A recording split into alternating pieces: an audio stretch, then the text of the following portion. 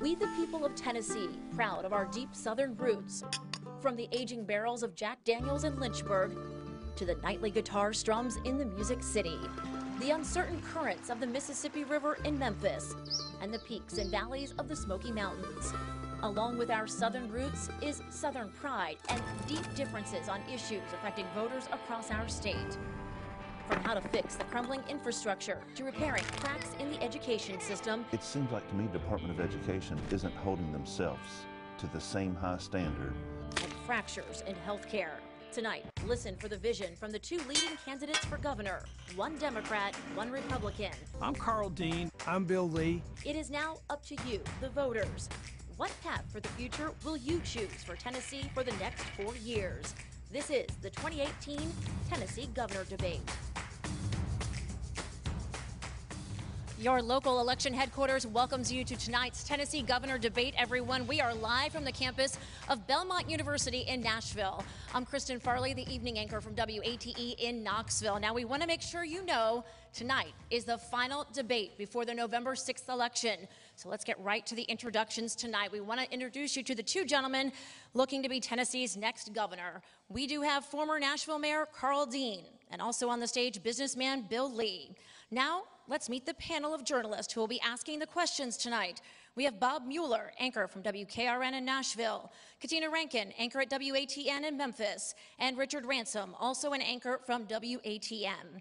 We also want to let you know that we are broadcasting tonight's debate live all across the state of Tennessee. We want to welcome in our viewers right now from Memphis, Nashville, Jackson, Johnson City, Chattanooga, Knoxville, and down in Huntsville, Alabama. For those of you at home, be sure to follow along on social media using the hashtag TNGovDebate. There you will get live updates from behind the scenes as well as additional information on the questions being asked tonight. Now, let's go ahead and run through the oh-so-important rules for tonight's debate. There are no opening statements. Candidates will have 30 seconds for closings. For main questions, candidates will have 1 minute to answer and 30 seconds for any follow-ups. The sound of a bell will ring when time is up. A random card draw determined the order of tonight's questions, so let's get right to that with Richard Ransom. Thank you very much, Kristen, and good evening, candidates. Appreciate you being here. You're almost there, 25 days to go. As important as it is to shake hands and do all of that, these forums are as important too, and we hope to ask you some questions about some important issues facing the state. We'll get right to it. I want to start with asking you about the death penalty first. As you know, with the stay of Edmund Zagorski this week, that issue has absolutely been front and center. As governor, decisions about the death penalty will be one of your most important responsibilities, arguably. Other states have moratoriums on future executions, citing concerns over not only how to carry out the death penalty, but DNA evidence that can overturn convictions. Is it time, in your estimation, for these humanity concerns to be resolved first before executions continue? Mr. Dean, I'll start with you. Well, I think the death penalty comes through our democratic process, and there are lots of legitimate concerns about the death penalty. There's concerns about the cost, there's concerns about racial fairness and how it's imposed, there's concerns about whether there can be additional evidence down the road that would mean that the death penalty was inappropriate in a specific case.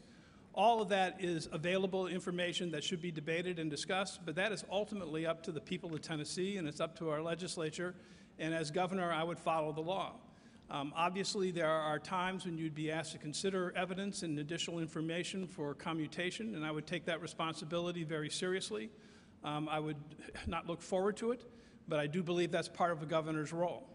Mr. Lee, what are your thoughts on this? Time to push the pause button, perhaps, on executions in Tennessee? You know, these are very difficult decisions, of course, that have to be made one at a time and one governor at a time. And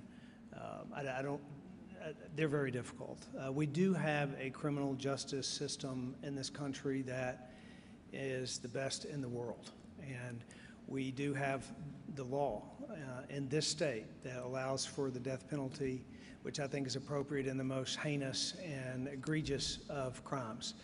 I don't think that it would be my place to replace my judgment for the execution of justice through the criminal justice system, unless that there is a circumstance where that system has obviously got a failure in it because of some circumstantial evidence that came up later. But I wouldn't be one that would move toward replacing the system with my judgment.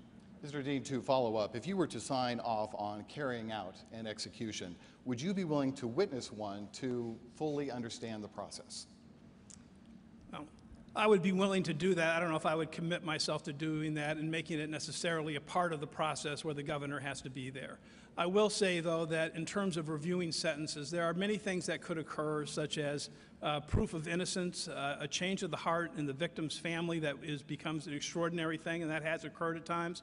Or you could have a remarkable change in terms of the defendant's life. All of those things would have to be considered, but the bottom line is you got to follow the law. Mr. Lee, your thoughts on that? Would you be willing to witness an execution to understand the full process? Yeah, I would be willing to do that. I would want to make that decision when the time came. For me, that would be a very difficult decision as well, but to understand the process better, that'd be something I certainly would consider. And I do agree that there are opportunities in the future potentially where there's a change of circumstances or evidence, and that would mean that you have to look at the case again. But again, that really is up to the criminal justice system and not up to a governor. All right, thank you. Katina gets the next question. Okay, let's talk about marijuana legalization. A recent poll by MTSU shows that Tennesseans are overwhelmingly in support of legalizing medical marijuana. 81% are in favor of marijuana legalization to some degree. 44% are in favor of legalizing it for medical use. And 37% are in favor of legalizing it for personal use. Now, we know the issue will come up in the next legislative session, right? So as governor, what will you do if the Tennessee legislature approves it? Will you veto it or will you sign it? Mr. Lee, we're going to begin with you. You know, I have a great deal of concern, and I think we have to do everything we can to provide treatment for those who have symptoms and circumstances and conditions that are chronic and that folks that are searching for treatment. That's really important. We need to do that, and we need to search in any way that we can. But I think we've yet to fully search and fully utilize and fully research and expand on the use of non-addictive, low THC CBD oils in this state, for example, as a treatment for those conditions. I just want to follow the data, and for me, the data is not substantive enough to show that medical marijuana is the right approach right now. I would pursue other options first, but I want to follow the data. So should I take that as you will veto it? No, if the people of Tennessee brought that and the data proved it, then I would consider signing that bill. Mr. Lee, thank you so much. Mr. Dean. Well, I would sign a bill for medical marijuana. I believe that you let the medical profession sort of decide this, and you know the federal bureaucracy will go on and on. But if the medical profession is sane, which I believe it is sane, and we all have personal experiences knowing people with cancer and other illnesses, that this will alleviate pain, that this will help somebody alleviate their suffering. And the government shouldn't stand in the way of that, and we should move forward in a thoughtful way and get that done. I am not for legalizing recreational marijuana. I do think we need to look at sort of decriminalizing simple possession, particularly for first-time offenders. What I don't want to see is, I mean, there's a lot of racial disparities in the way marijuana laws have been enforced. I don't want to see a young person who's 18 years old or 19 years old, has one marijuana cigarette, and suddenly can't get a job, can't find housing, can't get the education they need. And so I would look at a process of decriminalizing that. Obviously, that needs to happen with bipartisan agreement. Almost anything you do in the criminal code is going to require people to work together, but I think that would be a good thing for our state and our young people. Mr. Dean, thank you, because that leads me to my follow-up question. As we've seen in Colorado and in California, legalizing medical marijuana, well, it opened the door to the recreational marijuana legalization. So, Mr. Dean, if I am correct, I believe I heard you say that you would possibly sign that if that happened. Well, I would be in favor right now of looking at how we can decriminalize small amounts of simple possession to avoid young people having criminal records. I don't think Tennessee's in a position right now, or I would not support legalizing marijuana across the board. This is moving really fast. You are going to have multiple states that are going to have marijuana laws that say it's legal, some that'll say it's illegal, some will legalize medical marijuana. This is going to change, and at some point, maybe the state will want to do that and be in a position to do it, and that should be pursued then, but I'm not pursuing that right now. So that's a no. That's a no. Okay, all right, thank you very much, Mr. Dean. Mr. Lee. No, I don't believe that we should legalize marijuana. I believe that I've worked a lot with incarcerated men through a reentry program for many, many years. I do believe that we ought to look, you know, there's a way to be tough on crime and smart on crime at the same time.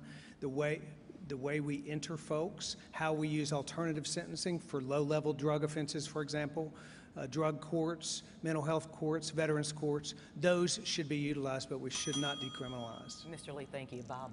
Thank you, Katina. Thank you, gentlemen, again for being here tonight. Let's talk about road funding. We all know about potholes. Last year, Tennessee increased the gas tax for the first time in over 20 years in order to bring in enough money for construction and road repair.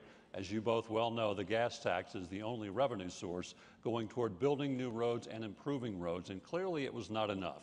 If the road fund is depleted again, would you consider raising the gas tax again in order to keep roads repaired? Mr. Dean. Yeah. I certainly supported Governor Haslam on the Improve Act, which resulted in higher taxes at the pump. And I think it's important because I think part of political leadership, and I applaud Governor Haslam for doing this, at some point when you're dealing with infrastructure, you got to step up and make the necessary investments. If you don't, you will pay the price down the road. And you know, I know this from being mayor, where I've worked on, you know, sewage and water systems and stormwater and roads and everything else. You've got to do that. It helps rural communities, and it helps urban areas, and it helps suburban areas. So I would always be willing to make those tough decisions, as Governor Haslam did, to say we got to do what's right for our state. We got to think about the future and invest in the future. Thank you, Mr. D. Mr. Lee, would you consider raising it again if the fund's depleted? You know, let me first say that investing in infrastructure is absolutely important. Roads and bridges and highways are arteries of prosperity. Economic development depends on that. I run a company that has 600 vehicles. I know that if we don't have good roads, if we're not able to move effectively, then it's costly to businesses all across the state. It's costly to ag producers. So it's really important we do that.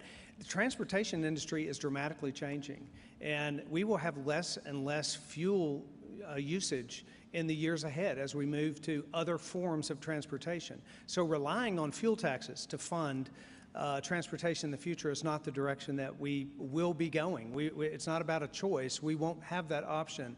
So I'm not advocating to raise taxes on fuel. I think we have to find funding in other ways. That's part of managing a budget effectively to direct funds where we need it. As a follow-up for both of you, because of more fuel-efficient cars, carpooling and the like, the gas tax is not bringing in the revenue that it once did. Is there a need for another revenue stream for funding of roads, whether it be car tag increase, toll roads, something else? Does there need to be an alternative stream? Mr. Dean. I think we're going to have to, as time goes on, look for additional sources of revenue for roads because, you know, if all goes well, we're going to be less dependent on gasoline and we'll be less able to get revenue from that. What that exactly should be is something we have time to look at right now. But I do want to stress this idea about infrastructure. I mean, it's easy to talk about it and it's easy to say we should invest in it. But where I think Governor Haslam really went the right way was saying, you know, the time for talking is through. We got to do something. We got to do something right now. And the reality is we have to make these investments. And you were saying basically, if needed, we would increase the sales tax or the gas tax. If that's the only choice we have, sure. Mr. Lee, an additional revenue stream needed? I think we do have other options than raising taxes. I think we do that by effectively managing our budget. You know, in a business, you manage a budget or you go bankrupt. In government, if you don't manage a budget well, then you just resort to raising taxes. But in this state, we have been a very low tax state, a low debt state. We need to stay that way. We need to manage our budget and determine the differences between what we need and what we want and structure the budget to give funds to those things that we need, like transportation. Thank you, Mr. Lee and Mr. Dean. Richard? All right, candidates, let's talk about education now. Of all the education issues out there, I think it's fair to say one issue that's plagued Tennessee for several years now is the statewide education assessment test known as TN Ready. We know Tennessee public schools are federally required to administer yearly testing, but we also know TN Ready, frankly, hasn't worked for the last 3 years.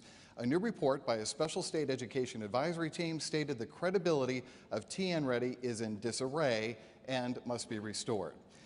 A true test of leadership is standing up to something that's not working and saying, we are going to do X, whatever X is, to fix it.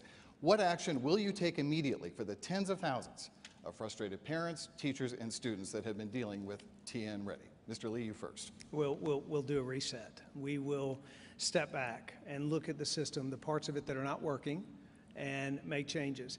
You know, as a business person, I know that you can't improve what you don't measure. But we also know that if you measure the wrong thing or you measure too much, then you actually will have the opposite effect of what you want to happen. And 70% of teachers in our state say that the current testing environment is not conducive to their ability to teach kids. And teachers are where the rubber meets the road in education. We have to create an environment where teachers can thrive. And that's not only just a pay environment, that's important, but it is a testing environment as well. So I think we need to look at what's not working, engage parents, engage teachers, engage school leaders, and start that process of as you would in any business situation, what's not working, and then build upon what is working. But we need to do a reset. To follow up with you on that, when you say reset, you talk about what sounds like a listening tour, which Governor Haslam has already done. Right. I think we know what the issues are. What I think concerns all the teachers, parents, and students that have given up valuable classroom time trying to deal with this problem is they look at the situation and they see you as someone who will be sworn in on January 1st, and they got to be ready for a new test come April. That gives you this is going to be one of the first things on your desk if you're sworn in. Give me something specific, if you can, when you say reset. I think we're going to change the vendor. We're going to look at a vendor that will provide testing in a different way. I think we're going to look at which tests are most effective. He has done a listening tour, and we need to take that data and never stop a listening tour. This process is not going to be solved all at once. We never stop listening. We take the data from what he gathers, and we acknowledge that we have too many tests, and then narrow the focus onto those tests that are most effective and give the results that teachers and parents believe is most effective. Mr. Dean, if you're sworn in January, what will you do immediately to fix this problem? Well, I think a reset or just starting over what needs to happen. I mean, look, it is important that we have accountability, and I think teachers, principals all agree to this. We got to know how we are doing in terms of educating our kids. If we don't know how we're doing as a local jurisdiction or how we're doing as a state, we're never going to improve, and we're going to fool ourselves into thinking we're doing well when we actually are not. So we need tests of accountability. What's happened is we created a testing system that has failed on a variety of levels for 3 years. The vendor certainly has to change. We have not listened to the voices of teachers, which in constructing the test, which we absolutely need to do. And I think one of the reasons that I've been endorsed by the teachers is that I'm willing to do that and to work with them very closely to get that done. And then we need to construct a test that is professionally helpful to them, that is part of professional development, because that's who they are. They're the keys to what happens in a classroom.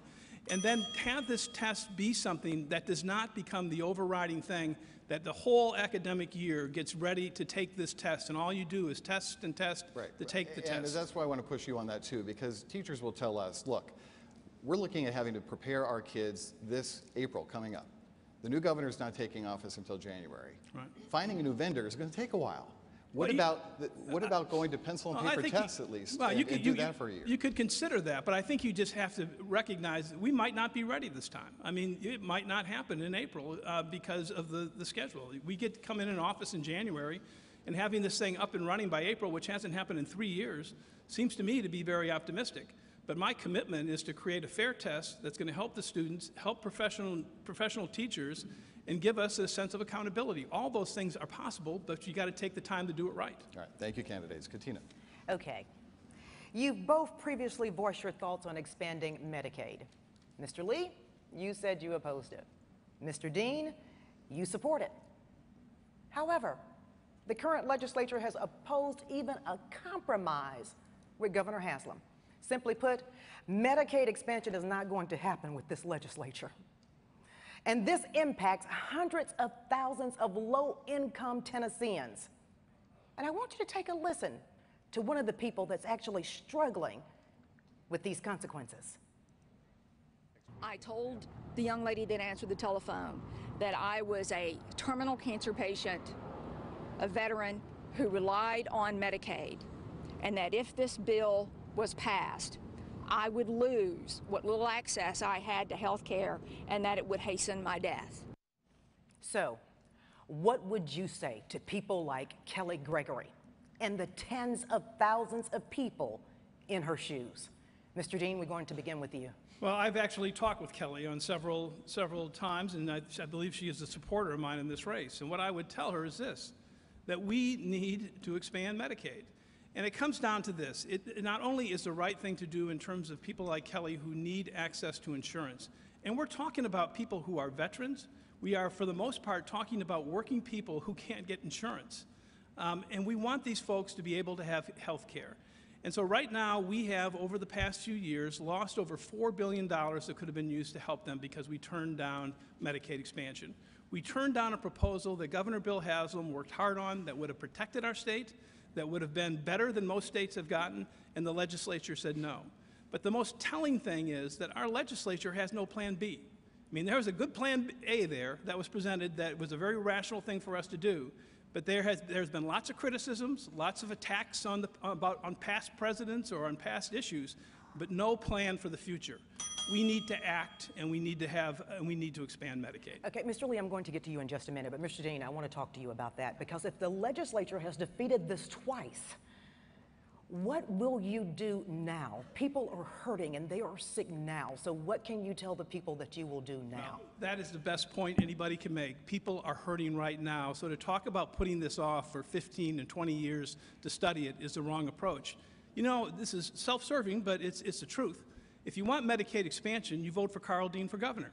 You say that we're going to have a governor who has worked. Okay, audience. Okay, we want to give our candidates more time to answer the question, so please hold your applause. You say Mr. Dean, the question is, I'm sorry for interrupting, the question is, though, is what will you do right now? That's what I'm saying. You elect a governor who has campaigned on this issue and has said this is a priority for the state. The polls, Vanderbilt and all the other organizations, show well over 60% of the people in Tennessee support it. The legislature is going to be different. But I think what I would have to do is work with the legislature and say, let's compromise, let's work together, let's find solutions. We're elected not to stand on party partisanship. We're elected to get things done for the people of Tennessee. We need to save rural medicine. We need to save rural medicine. We need to make sure that the 300,000 people are getting coverage, and we got to stop throwing away money. Thank you so much. Mr. Lee, I am coming to you, but Mr. Dean, you haven't answered my question quite yet. You just said that you should be elected. Once you are elected, what will you do? Because these people are hurting now. The first thing I would do is meet with the legislature and say, let's work together, let's compromise, let's find solutions. The voters have just spoke. Now, let's see if we can come to an agreement about how we expand Medicaid and under what grounds, and how we can protect the state of Tennessee fiscally and financially, and how we can make sure we're helping people right now. Mr. Dean, thank you so much. Okay, Mr. Lee, I'm going to ask you the same thing. First, we're going to go back to Mrs. Kelly Gregory. So, after you've heard what she said, what would you tell her? I would tell her that every Tennessean deserves to have access to health care that they can afford. And as governor, I'm going to work to develop a plan so every Tennessean has access to quality health care that they can afford. The reason that so many people can't access health care in this country and in this state is because they can't afford it, because we have a fundamentally broken and flawed system that does nothing to address the rapidly rising cost of health care that far surpasses the inflation rate. In my own business, our healthcare rates went up 29% 2 years ago. And then on top of that, last year they went up 19%.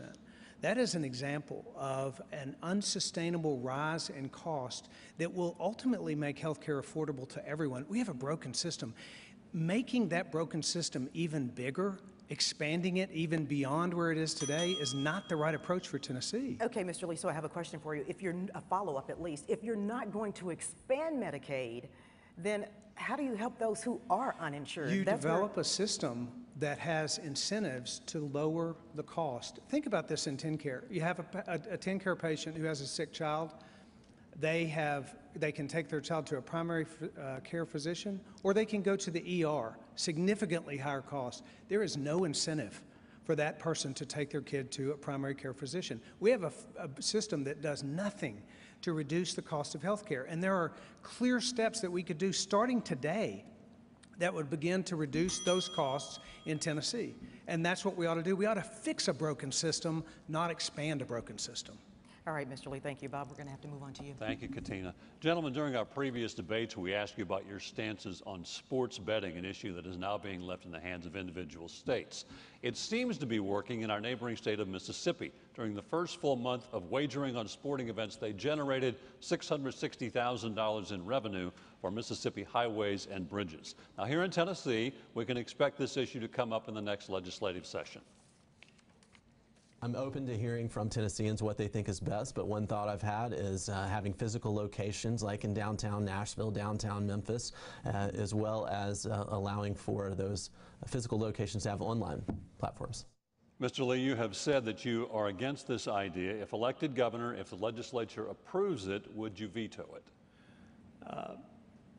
Oftentimes, I'll tell you why I'm against it. I think that most frequently, and I would work with the legislature to make sure that they didn't approve it.